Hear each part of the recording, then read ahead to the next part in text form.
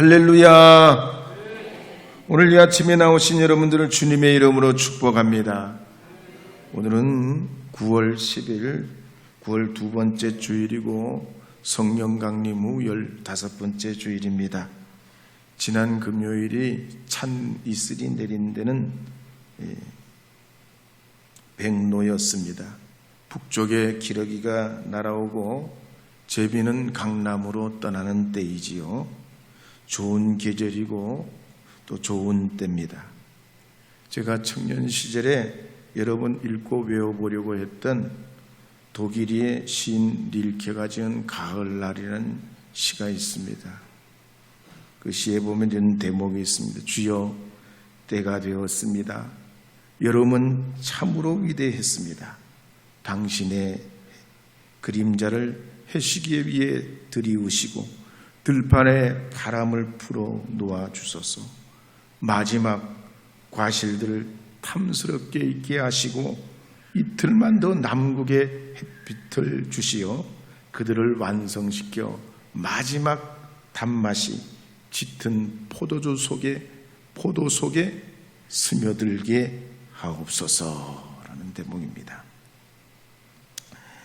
풍성한 이 가을날 아름다운 시간 되시기를 주님의 이름으로 다시 한번 축복합니다. 나의 기쁨 나의 소망, 우리 화답 찬송 1절 부르고 간주하고 4절 5절 부르도록 하겠습니다. 1절.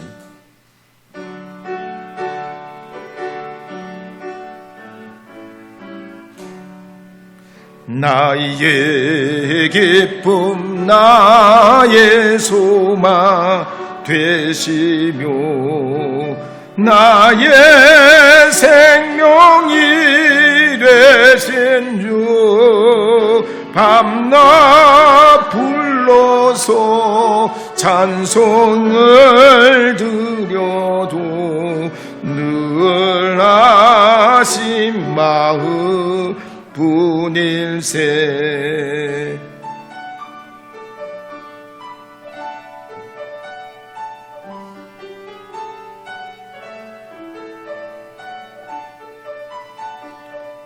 (4절) (5절) 부릅니다. 주의 자비로 공화 평안 얼굴 모든 천사도 만개며 주의 놀라운 진리의 말씀에 천지가 화답하도다. 나의 진정 사모하는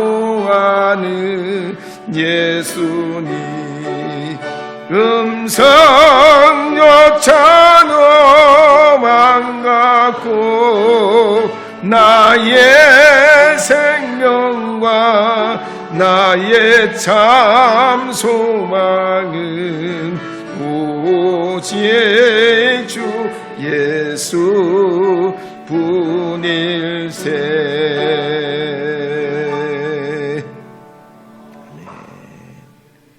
저는 오늘 아침 로마서 13장 8절에서 14절 말씀을 중심으로 때를 분별하라는 제목으로 주님의 말씀을 선포하려 합니다. 오늘 본문 말씀 배경이 되는 바울 시대의 로마 제국 분위기는 기독교 관점에서 볼 때 너무나 어둡고 캄캄했습니다. 열린 시대가 아니고 닫힌 시대였습니다. 그들은 로마 군대가 힘과 전쟁으로 다른 민족을 보호해주고 안전하게 지켜주고 그들의 힘으로 세계 평화가 유지되고 있다고 생각했습니다. 그러기에 항거하는 나라는 망하고 개인과 단체는 죽거나 노예로 삼았습니다. 그러면서 식민지로 삼은 이 나라에 귀족들을 파견해가지고 간섭하고 세금을 거둬들였습니다. 그리고 그렇게 모은 세금으로 로마 도시들을 아름답고 화려하게 꾸미고 도로 포장을 하고 목욕탕을 만들고 건물을 세웠습니다. 더 기가 막힌 건 이런 제국의 통치가 다 신의 뜻이고 예정인데 이 모든 것을 황제가 대신해서 일한다, 그렇게 믿었습니다. 그러니 로마 시대 기독교인들은 예수님 잘 믿으면 믿을수록 불같은 핍박과 죽음의 위협과 두려움과 공포가 있었습니다. 그런데 그때 바울은 이와 같은 영적 어둠의 시대에 두 가지를 실천해야 한다고 기독교인들에 선포합니다. 첫째는 사랑입니다. 힘과 권력과 위력으로 이기는 건 힘이 아니고 무력이 아니고 십자가의 사랑이라는 겁니다. 나를 희생하는, 남을 사랑하는, 이웃을 내 몸과 같이 사랑하는 이 사랑이 모든 걸 이긴다 그랬습니다. 그래서 8절, 9절, 10절 말씀에 보면 이렇게 기록하는 말씀이 있습니다. 함께 읽어보겠습니다. 피차 사랑의 빛 외에는 아무에게든지 아무 빛도 지지 말라. 남을 사랑하는 자는 율법을 다 이루었느니라. 간음하지 말라, 살인하지 말라, 도둑질하지 말라, 탐내지 말라 한 것과 그 외에 다른 계명이 있을지라도 내 이웃을 내 자신과 같이 사랑하라 하신 그 말씀 가운데 다 들었느니라. 사랑은 이웃에게 악을 행하지 아니하나니 그러므로 사랑은 율법의 완성이니라. 요즘 묻지마 범죄가 일어나고 자유롭게 안심하고 다니는데 걱정 염려가 되고, 늦은 밤 혹시라도 우리가 무슨 일을 할라 치면은 홀로 바깥으로 출입하는 게 자꾸만 염려가 되는 시대가 됐습니다. 이럴 때 법을 강화하고 경찰력을 누리고 의무경찰을 더 뽑아가지고 더 이런 치안을 유지한다고 되는 게 아닙니다. 더 근원적인 건 이 십자가의 사랑, 이 사랑의 법이 우리 국민을 이끌어가고 우리의 심령 마음속에 이 사랑의 역사가 나타날 때 이 사회가 평안하고 우리가 안전한 삶을 살아갈 수 있게 되는 줄 믿으시기 바랍니다. 두 번째로, 그래서 바울은 이 사랑 외에 또 다른 하나, 어려운 시대, 어둠의 시대는 오직 예수로 살자라고 합니다. 비록 밤같이 어두운 시대지만 주님의 빛으로, 빛 같은 주님을 통해서 우리가 삶을 살아야 한다는 겁니다. 또 그러기 위해서 방탕하거나 음란하거나 다투거나 시기하지 말고 오직 그리스도께서 가르치신 그 가르침대로 삶을 이루자라고 고면합니다. 그래서 11절에서 14절에 보면 이렇게 기록하는 내용이 나옵니다. 함께 읽어보겠습니다. 또한 너희가 이 시기를 알거니와 자다가 깰 때가 벌써 되었으니 이는 이제 우리의 구원이 처음 믿을 때보다 가까웠습니다. 밤이 깊고 낮이 가까웠으니 그러므로 우리가 어둠의 일을 벗고 빛의 갑옷을 입자. 낮에와 같이 단정히 행하고 방탕하거나 술 취하지 말고 음란하거나 호색하지 말고 다투거나 시기하지 말고 오직 주 예수 그리스도로 옷 입고 정력을 위하여 육신의 일을 도모하지 말라. 주 5세기경 기독교의 거목인 어거스틴은 다른 사람들보다 조숙했습니다. 그러다 보니 방황하게 되고 남들이 생각지 않는 행동과 생각으로 늘 마음에 번민이 많았습니다. 그러면서 17살 때는 여자친구와 동거에 들어갑니다. 19살 때는 아이를 낳습니다. 온갖 종교, 지식, 철학에 몰두도 해봅니다. 술과 향락에도 빠져봅니다. 그러나 그러면 그럴수록 세상은 더 슬퍼지고 공허해지고 결국 허무의 늪에서 나올 수가 없었습니다.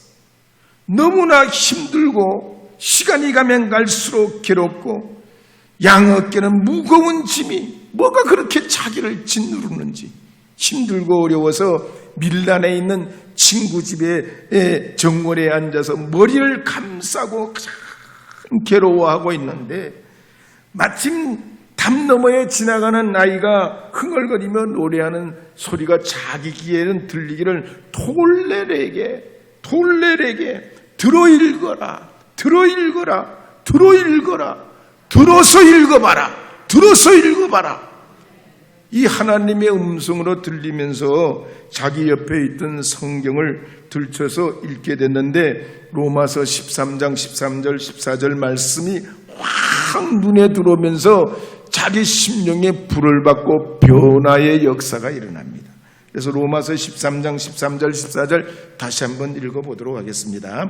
낮에와 같이 단정히 행하고 방탕하거나 술 취하지 말며 음란하거나 호색하지 말며 다투거나 시기하지 말고 오직 주 예수 그리스도로 옷 입고 정욕을 위하여 육신의 일을 도모하지 말라. 그러면서 이 어거스틴이 자기의 모든 이런 술과 쾌락과 방탕한 생활을 청산하고 주님께로 돌아오게 됩니다. 오늘 우리 시대도 그렇습니다. 우리 시대가 만만치가 않습니다. 그리스도인으로 살기에 영적 분별하기가 참 어려운 때입니다. 세계 곳곳에는 아우성이죠. 홍콩에는 폭우가 내리고 도심지가 강이 돼버립니다. 터키, 그리스, 불가리아에는 홍수로 건물과 다리가 무너지고 도로가 짐벌이 돼버립니다. 최소 800명 이상 실종되고 사망했다고 그래요. 모로코에는 진도 6.8 지진이 일어나고 820명 이상 사망했다는 보도가 나옵니다. 우리나라도 요즘 물가가 장난이 아닙니다.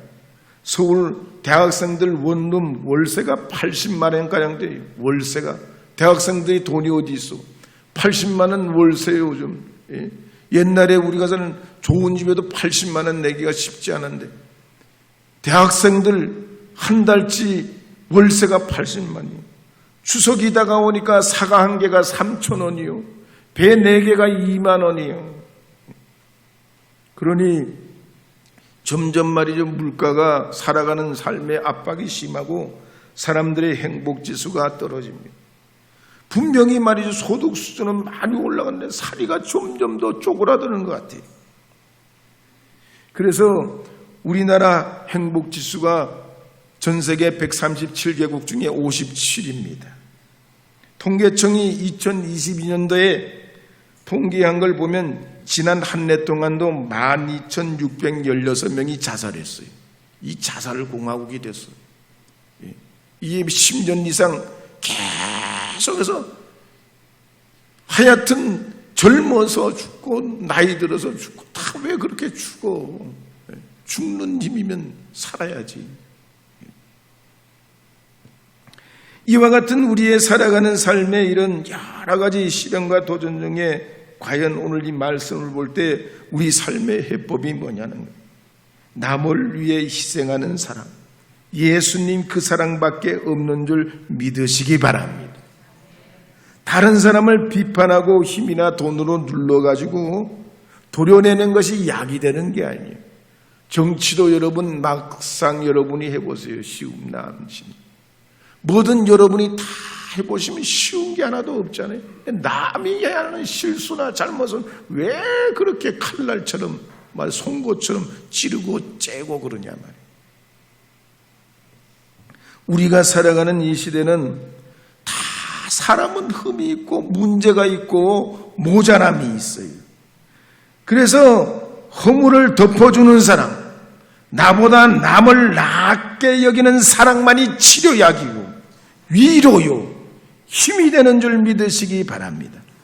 이 사랑에는 자랑하는 것도 없고 분내는 것도 없고 헐뜯는 것도 없고 교만하거나 무례하지 않고 자기의 유익을 구하지 않고 오래 참고 모든 것을 견뎌내는 겁니다. 사랑이 약이란 말이에요. 사랑이 약이요. 사랑이 치유가 되는 줄 믿으시기 바랍니다. 하나님께서도 이 인류의 죄와 악과 모든 불의를 어떻게 하십니까? 불로 심판하거나 주님의 그 능력으로 이 세상을 물로 심판하는 과거의 역사를 되풀이하시지 않고 오직 예수 그리스도의 독생자를 보내주셔서 당신은 죽으시고 우리는 살려내는 십자가의 사랑으로 구원과 영생의 길을 열어주셨습니다. 그러므로 오늘 우리 사회와 가정과 직장과 일터를 치유할 수 있는 길은 십자가의 사랑으로 돌아가는 길이고, 나 자신이 그리스도 예수의 그 십자가의 사랑을 닮아가는 길인 줄 여러분 믿으시기 바랍니다.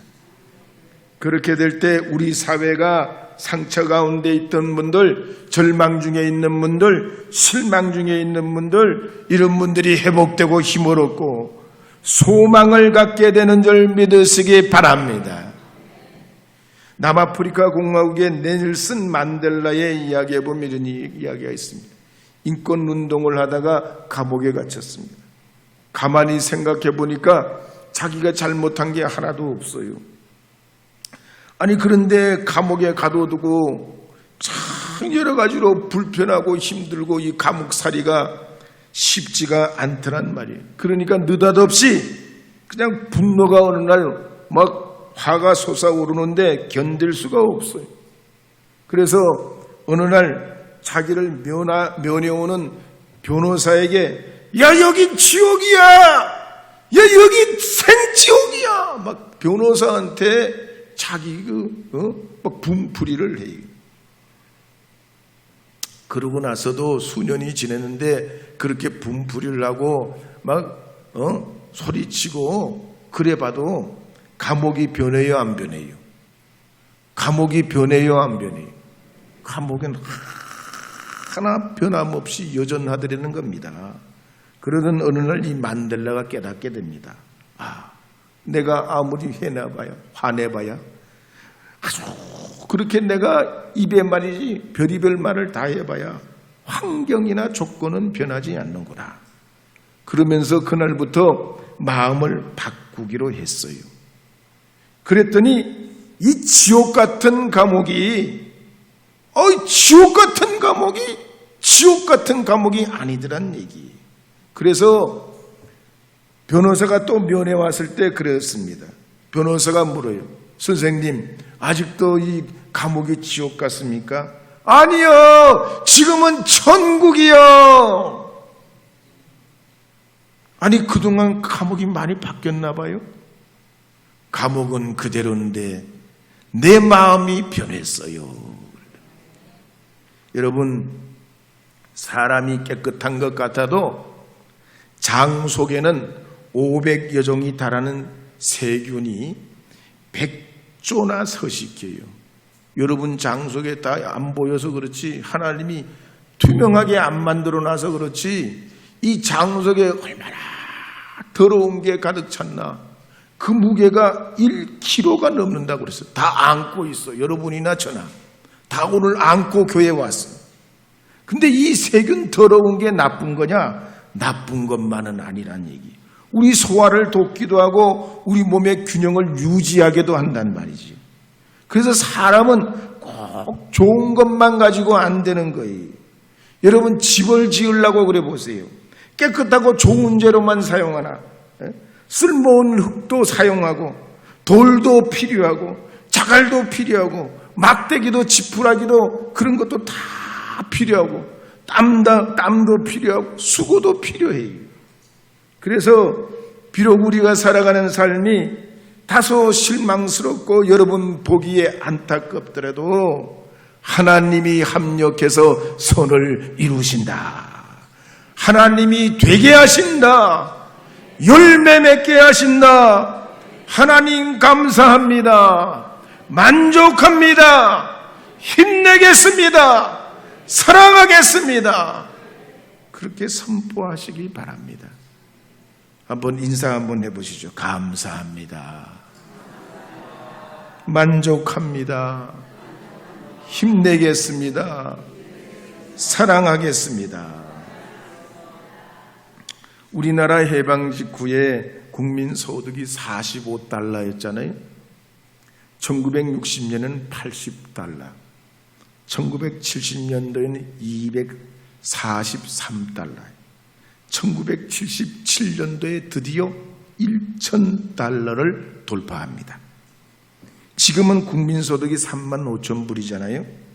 해방 직후와 비교하면 700배나 우리가 잘 살아요.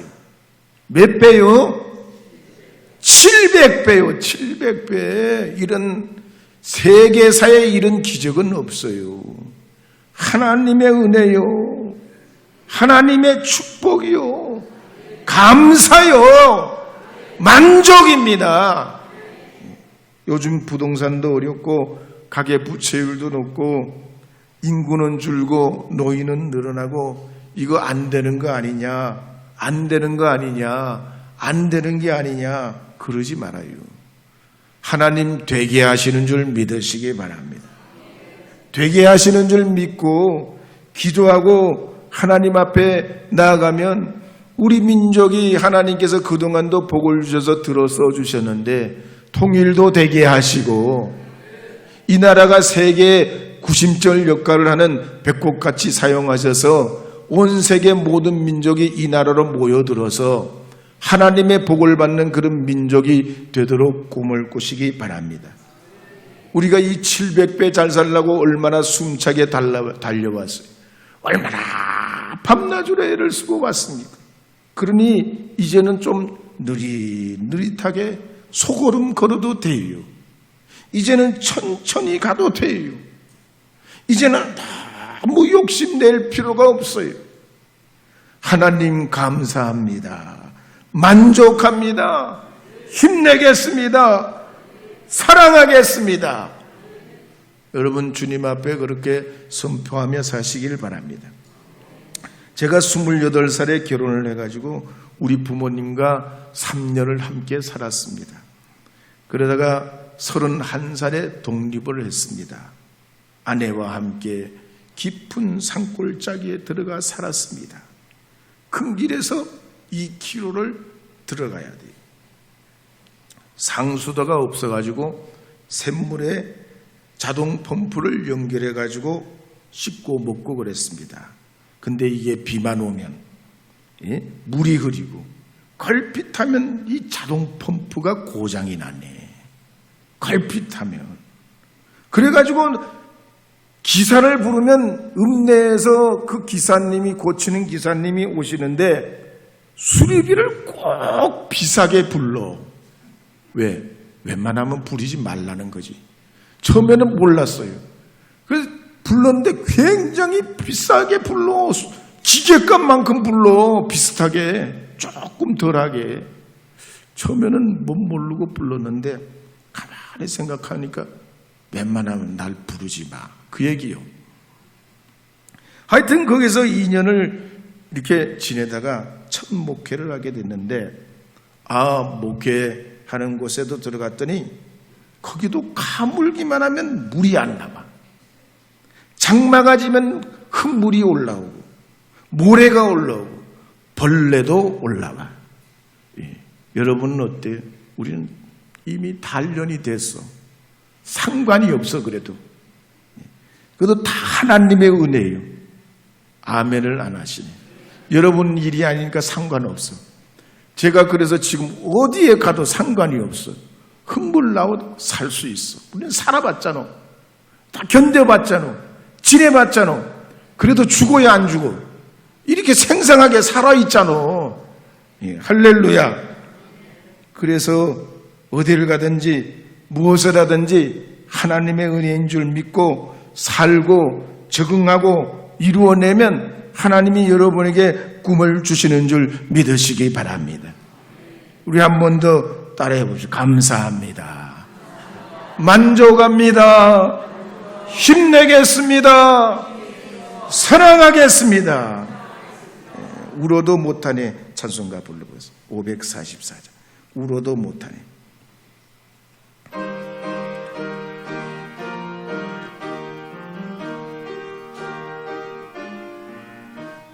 울어도 못하네.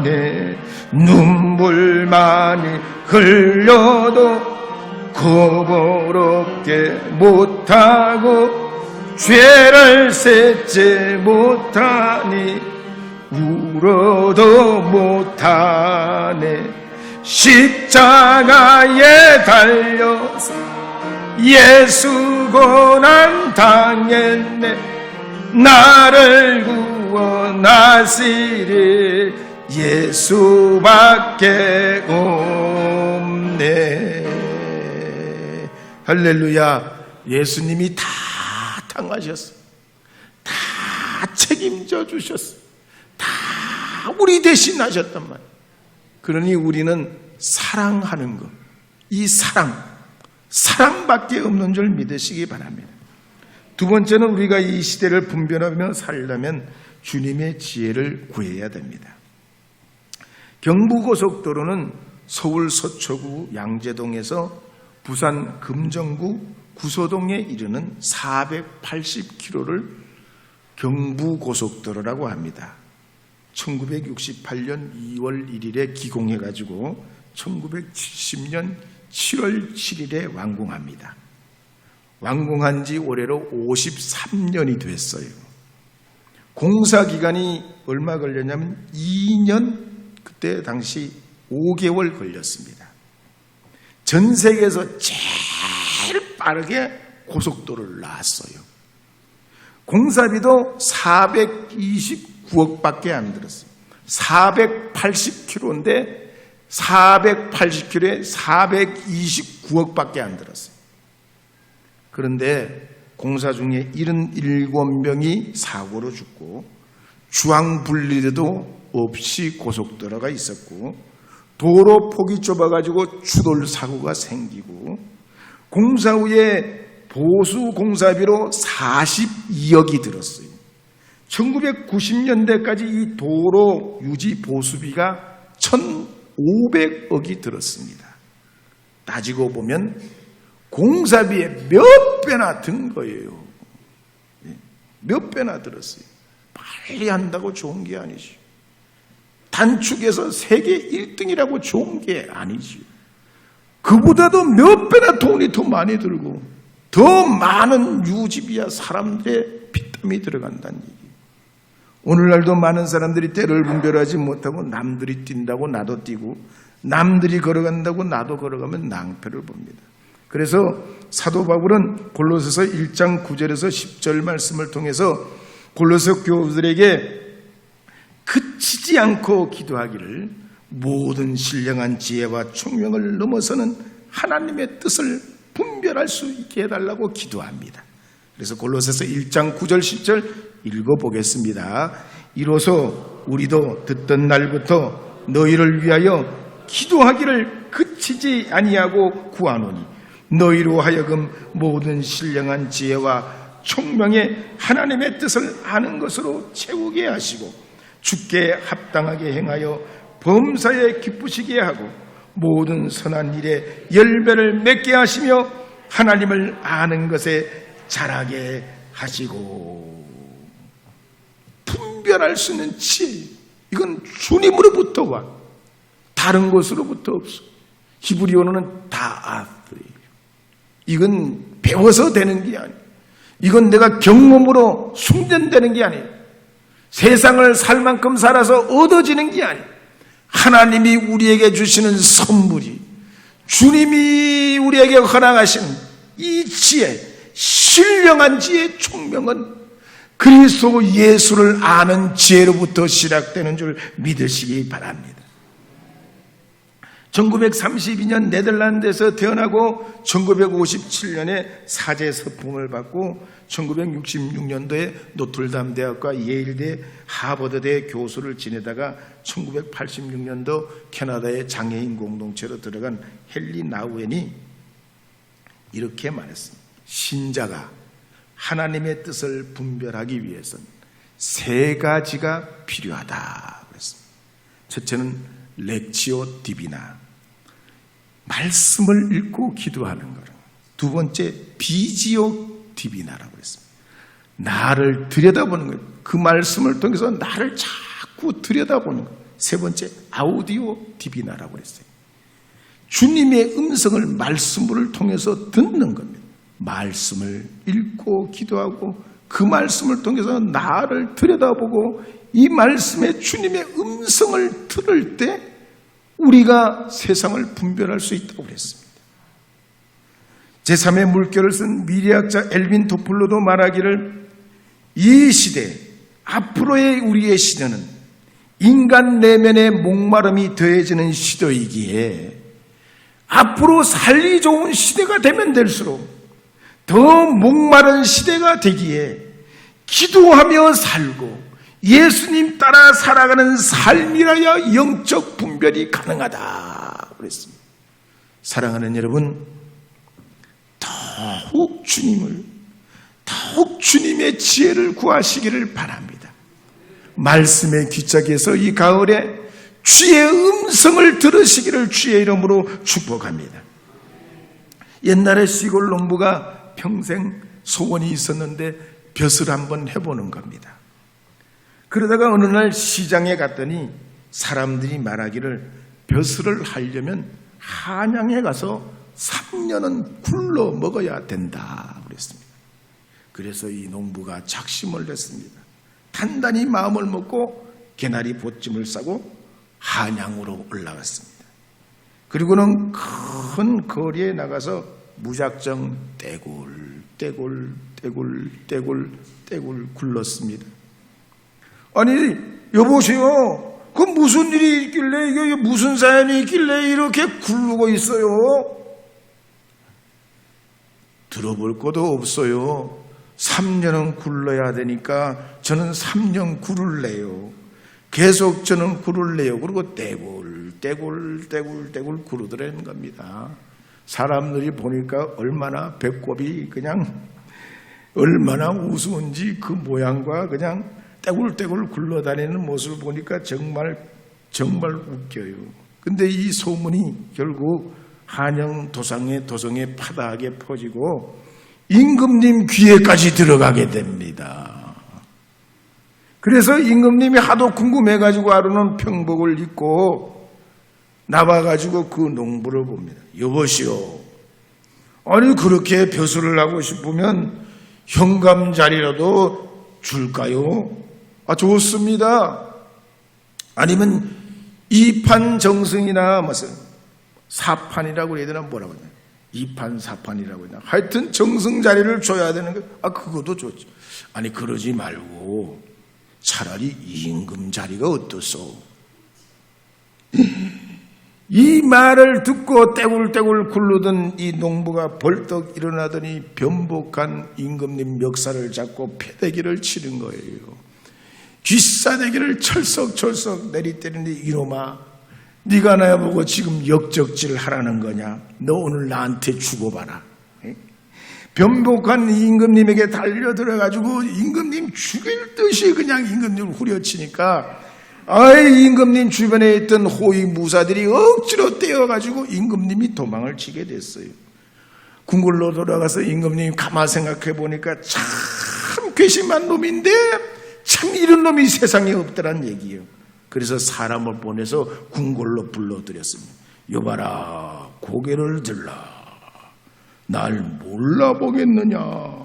정녕 네가 나를 몰라보겠느냐? 임금님. 그래서 이 임금님이 그 충심을 보고 벼슬을 줬다 하는 이야기가 있어요.